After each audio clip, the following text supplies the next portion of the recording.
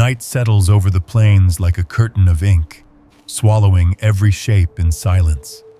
The wind chills the skin, the moon hides behind drifting clouds, and even the outline of the trees fades into a single dark mass. Most people today would freeze in place, unable to see more than a vague blur beyond their hands.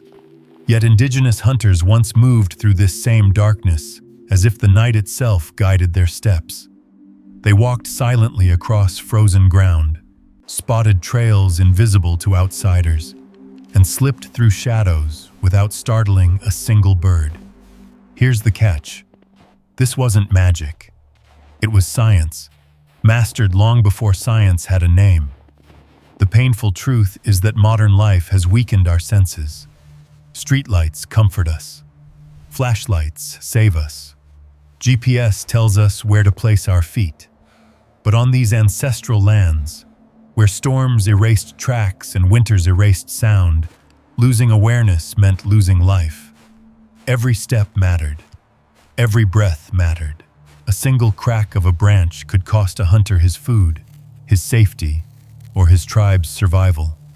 Imagine the pressure of moving through deep snow while your heart pounds loud enough to be heard against your ribs. Now imagine doing it without leaving a trace. The strange part is how differently the world behaves at night when you stop forcing it to fit your expectations. Most people push their eyes to see, squinting and straining. Indigenous trackers did the opposite. They relaxed their vision, letting the edges sharpen while the center softened. The grass reflected faint moonlight. The snow held memory of footprints. The wind carried stories from miles away. What looks like pitch black to us was a map to them, if you knew how to read it. Cold made everything harder. The crusted snow cracked under careless footsteps. Frost magnified sound in the still air, letting noise travel farther. The temperature bit through clothing if movement broke the rhythm. Yet these communities learned to walk as if they floated above the ground, spreading weight across the foot so evenly that even a thin layer of ice stayed silent. A skill like that doesn't happen by instinct. It happens by design. Here's the part most people overlook. Silent walking wasn't only a hunting tactic. It was a survival algorithm. Children learned to pace their breath with the wind. Adults memorized the subtle shift of shadows under different moon phases. The entire community practiced stepping where the earth was strongest, avoiding places where snow betrayed pressure or twigs lay hidden under the surface. Silence wasn't the absence of sound. It was the result of perfect coordination between body and environment. Night vision worked the same way. Instead of staring into darkness, they let darkness come to them. Eyes transitioned slowly, accepting the faint glow reflected by snow, bark, or animal fur. Peripheral vision did most of the work. Movement appeared as a ripple rather than a shape. Depth came from contrast, not brightness. Modern science now teaches these principles to soldiers and wilderness guides, but indigenous people learned them from generations of winter nights and the unforgiving lessons of the land.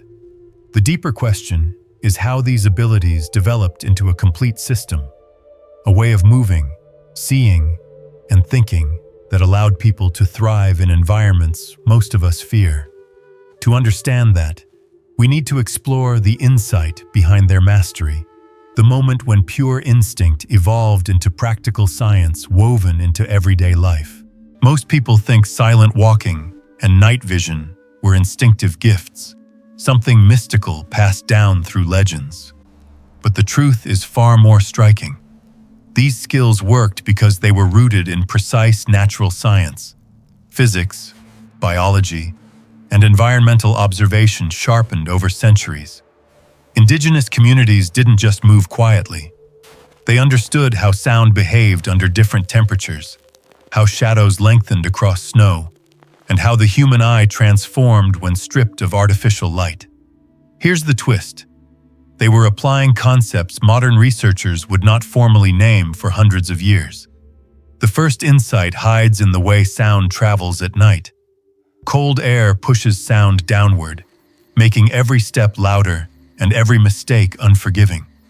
Hunters learn to read this invisible pressure, adjusting their weight to avoid breaking frozen grass or compacting crusted snow. They moved with knees slightly bent, absorbing impact through muscle instead of bone. To an untrained ear, this looks like careful walking. In reality, it was a biomechanical equation: reduce vertical force, reduce noise. What feels mystical is actually physics in motion. Vision followed a similar pattern of scientific intuition. Human eyes are naturally better at catching movement in low light when the central focus relaxes. Instead of staring straight ahead, indigenous hunters allowed their gaze to widen, letting the rods in their retinas take over.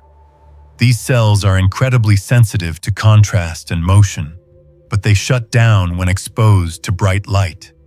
The smart move was avoiding firelight or sudden flashes. They protected their darkness adaptation as fiercely as they protected food. It wasn't superstition. It was biology used with absolute precision. Here's the part modern people misunderstand. Night vision isn't about seeing everything clearly. It's about interpreting layers of darkness. Snow reflects tiny amounts of light and outlines depressions where animals step.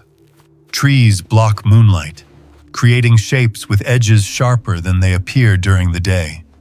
Even the wind leaves marks, smoothing surfaces in one direction and carving ridges in another. Indigenous trackers translated these micro-patterns the way others read maps. Darkness wasn't an obstacle. It was data. Silent walking worked because the land itself was part of the system. Soft moss absorbed sound. Powder snow concealed footprints. Hard-packed drifts created warning signs. Every surface responded differently under pressure, and they knew the reactions well enough to predict them. Their insight wasn't simply that snow is quiet. It was that silence required cooperation with the surface. Step on the leeward side of a mound. Use the dips in the ground as mufflers. Time your movement with wind gusts that mask small sounds. It was an entire choreography designed with scientific accuracy. Even breathing followed natural rhythms. Cold air carries noise farther, so exhaling slowly helped reduce sound. Sharp breaths echoed inside the chest. Long, controlled breaths blended with the environment. Over generations, these habits became reflexes. Observations turned into traditions. Traditions turned into survival systems. The deeper insight is that none of this was accidental. These practices emerged because people lived in a world without shortcuts. No flashlights, no thermal clothing, no technology to override their senses. By mastering the physics of sound and the biology of vision, they unlocked a way of moving through the world that felt supernatural, but was entirely natural. Silent walking and night vision were not magic. They were science refined by survival. Understanding these principles reveals the tools behind their mastery, the techniques and systems that transformed cold, dark nights into an open pathway of possibility. The deeper you look into silent walking and night vision, the clearer it becomes that these skills were not isolated tricks. They were part of a complete toolkit, a system of physical techniques, environmental strategies, and sensory training refined across generations. None of it looked complicated from the outside, but every tool was the result of relentless observation, long winter nights, and a willingness to let the land teach instead of forcing it to obey. Here's the surprising part. Many of these tools mirror modern military training, yet indigenous people mastered them centuries earlier. The first tool was foot placement. Not just where to step, but how the foot touched the earth. Hunters avoided the heavy heel strike most people use today. They landed on the outer edge of the foot, spreading weight like a brushstroke rather than a stamp. The motion rolled inward slowly, giving the ground time to respond without cracking. It felt almost like moving underwater, controlled, fluid, suspended. What looked elegant was actually clever engineering. By reducing vertical force and distributing pressure, they neutralized sound at its source. The second tool was weight management. Most walkers pour their entire body mass into every step. Indigenous movement worked in reverse. The body stayed stacked, light, and balanced. Knees bent slightly, hips relaxed, shoulders soft. This posture lowered the center of gravity, stabilizing each step like a suspension system. The strange part is how invisible this technique looks until you try it. The moment your posture shifts, silence follows. Physics rewards those who stop fighting gravity and start flowing with it. But feet weren't the only tools. Hands served as stabilizers, gliding near the body to adjust balance during uneven terrain. If the snow crusted differently under one step, a subtle countermotion corrected the shift without creating extra sound. The body behaved like one continuous instrument, any vibration absorbed, any noise suppressed.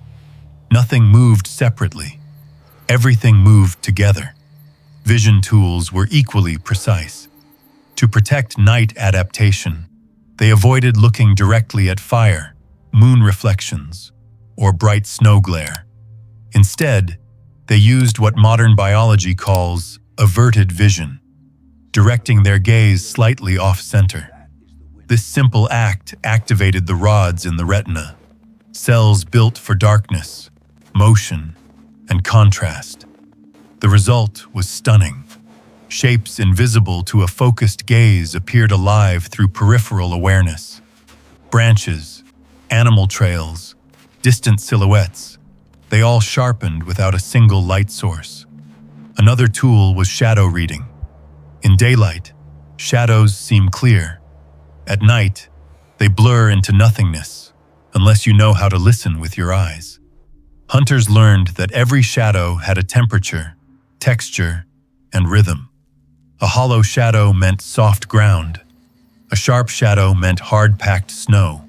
A stretched shadow meant a slope. Even darkness carried information. The trick wasn't seeing more. It was interpreting better. Sound mapping was perhaps the most overlooked tool. Instead of straining to hear, they let sound come to them. Silence became a canvas. A distant crack, a shift of wind, a faint flutter of wings. They all drew lines on that canvas. Every sound had a direction. Every echo had a meaning. Modern science calls this passive acoustic orientation. Indigenous trackers simply called it paying attention. Breathing was a tool as well. Fast breaths created chest vibrations, amplifying internal noise. Slow breaths dissolved into the cold air. The rhythm matched the wind. Inhale with stillness, exhale with movement. The result? A body that blended with the environment instead of interrupting it. Clothing played a surprising role. Soft leather moccasins bent with the foot instead of striking like rigid soles.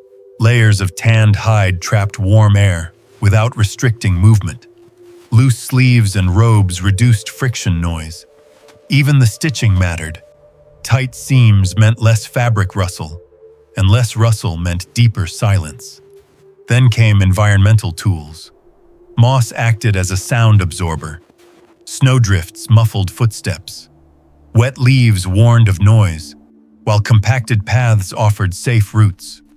Hunters memorized the acoustic personality of every surface. They weren't just walking through the land, they were collaborating with it. Night vision also relied on timing.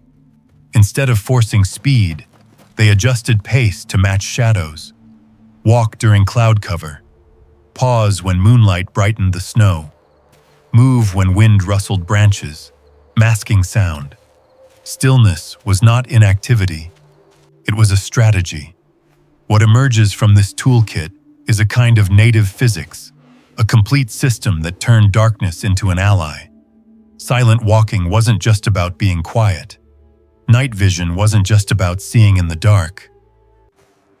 Together, they formed a survival language written through movement, breath, posture, and awareness. A language that now leads us to the next question. How did these tools come alive in real practice, step by step, across winter nights where silence meant life itself? To understand how these tools worked in real life, imagine following a hunter into the night. The air is sharp. The snow whispers under the weight of the wind. The moon hides behind fast-moving clouds, turning the world into shifting bands of gray and black. Most people would freeze, waiting for their eyes to adjust. He doesn't. He steps forward as if the night has already welcomed him. Here's the strange part. The darker it gets, the clearer his path becomes. He begins with silence, not by trying to be quiet, but by removing every movement that doesn't matter. His knees bend slightly. His hips loosen. His spine relaxes, letting gravity flow evenly through the body. Instead of leading with his heel, he places the outer edge of his foot into the snow, rolling inward with a slow, controlled motion. The ground doesn't resist him. It accepts him. One step becomes two. Two become a rhythm. The sound vanishes. He stops abruptly, not because he heard something, but because he felt something. Pressure under the snow shifting in the wrong direction. Most walkers ignore this. He reads it like a warning. The crust is thin here. One careless step could echo across the valley. He adjusts his route by inches, gliding toward a patch of deeper powder. The snow muffles sound instantly. Silence isn't a goal. It's a conversation. His breathing follows the wind. When the breeze stills, he pauses. When it pushes across the grass, he exhales with it. That breath disappears into the darkness, carried away before it becomes noise. This is the part modern hikers never learn. Breath can betray you faster than footprints. Control it, and the night feels lighter. As he moves deeper into the trees, vision becomes the guide. Instead of staring forward, he softens his gaze. The center blurs slightly, but the edges sharpen with surprising clarity. A branch trembles on his left. A faint shift of contrast marks a distant ridge. Snow reflects the thinnest sliver of moonlight, outlining tiny indentations across the ground. He follows them, not footprints, but micro-patterns shaped by wind and animals. The forest becomes a map written in silver. When the moon brightens, shadows stretch across the snow. That's when he changes technique. He slows his pace, letting his eyes read the direction of each shadow. A long, thin one means a fallen branch. A deep one means a burrow. A broken one means something recently moved there. The information is endless if you know how to ask the darkness the right questions. Modern science calls this interpreting contrast gradients. He simply calls it seeing. He doesn't walk in straight lines. Straight lines are noisy. They force the body to react sharply to obstacles. Instead, he moves in soft curves, letting the terrain guide him. A mound of snow becomes cover. A line of cattails becomes camouflage. A cluster of rocks becomes a natural muffler. Every feature of the land serves a purpose if you move with it, not through it. When he needs absolute silence, he shifts into the slowest form of movement, lifting each foot only as high as necessary, letting the toes lead, placing them down as if greeting the earth. The motion is almost invisible, but incredibly effective. Even the wind struggles to detect him. Then comes the test. A distant crack echoes through the valley. Most people would panic. He studies the sound, its direction, its depth, its temperature. Cold air carries noise downward, making distant events sound closer. He waits. The echo fades differently this time. The source is moving, not toward him, away, information, not danger. Finally, he reaches a clearing. Moonlight spills across the snow, bright enough to outline everything, but not enough to betray his presence. He lowers his posture, spreads his weight, and becomes part of the landscape. Nothing moves, nothing rustles. His body holds still, but his senses expand outward like ripples. This is where silent walking and night vision merge into one living skill, a blend of physics, intuition, posture, rhythm, and deep respect for the land. Movement becomes awareness. Awareness becomes survival. And survival becomes wisdom carried through generations, waiting for anyone willing to step into the night and listen. Now the question becomes clear. What did these techniques give back to the people who mastered them? Not just safety or skill, but advantages that shaped their entire relationship with the winter world. That story unfolds in the next layer of understanding, the real benefits behind these ancient sciences. When you watch a skilled hunter move through the dark without breaking a single twig, it's easy to focus only on the technique. But the true value of silent walking and night vision lies far deeper than footsteps or shadows. These skills reshaped how entire communities interacted with the land, with each other, and with the long, unforgiving winters of the continent. Here's the surprising part. The benefits weren't just physical. They were strategic, emotional, and even ecological. The first benefit is safety. In winter, the world becomes fragile. Snow amplifies noise. Ice hides hazards. Animals move unpredictably. Silent walking reduced risk by teaching people to read the land before the land tested them. A soft shift under the foot signaled thin ice. A sudden break in shadow warned of predators. A faint ripple of wind exposed hidden movement. These signals kept families alive long before written warnings or trail markers existed. Energy conservation was another advantage. Modern hikers burn enormous calories pushing through snow. But indigenous travelers learned to move with minimal disruption. Their posture saved strength. Their breathing prevented exhaustion. Their foot placement reduced strain. Every small efficiency added up during long winter journeys, where food was precious and mistakes were costly. Survival wasn't just about strength. It was about spending energy wisely. Here's the catch. Silent walking also strengthened awareness. Not the shallow awareness we associate with quick glances or cautious steps, but a deep awareness that connected breath, vision, sound, and instinct into one unified sense. This awareness didn't turn people into ghosts. It turned them into part of the environment, present without disturbing, alert without tension. In a landscape where storms erased trails and darkness swallowed landmarks, awareness became a compass more reliable than any tool. Night vision, too, offered profound benefits. Instead of fighting the dark, they learned to cooperate with it. The night became an ally. Snow revealed tracks. Wind revealed movement. Shadows revealed terrain. While others saw danger in dusk, they saw opportunity, time to hunt, to travel, to protect the camp. Darkness wasn't a prison. It was a resource. The emotional benefit is often forgotten.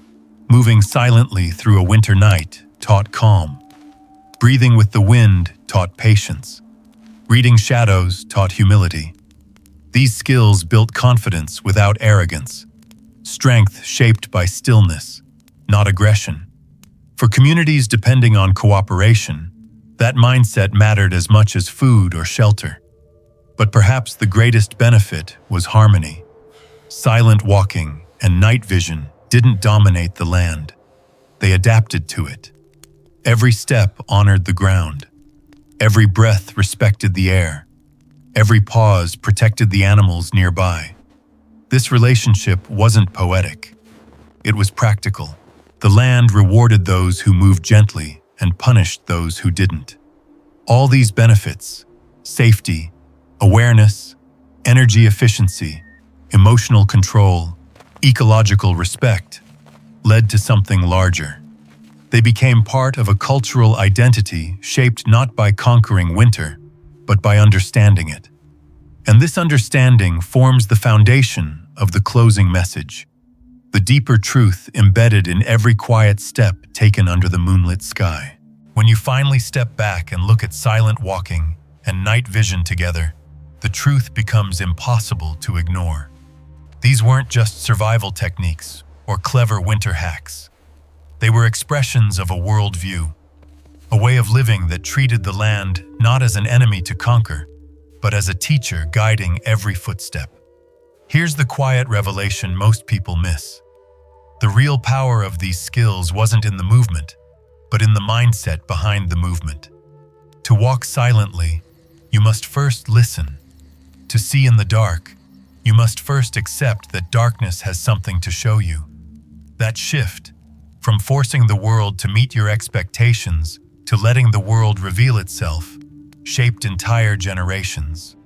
It taught humility in a place where arrogance could kill.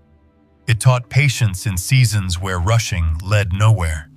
And it taught gratitude, even in winters that seemed endless. These skills carried culture forward. Elders passed them to children not through strict lessons, but through stories, shared walks, and long nights beside the fire. Every step taught responsibility. Every shadow taught awareness. Every breath taught connection. When a child learned to move quietly through fresh snow, they weren't just learning stealth. They were learning belonging. They were learning that the land always hears you, even when you think you're alone. Here's the strange beauty.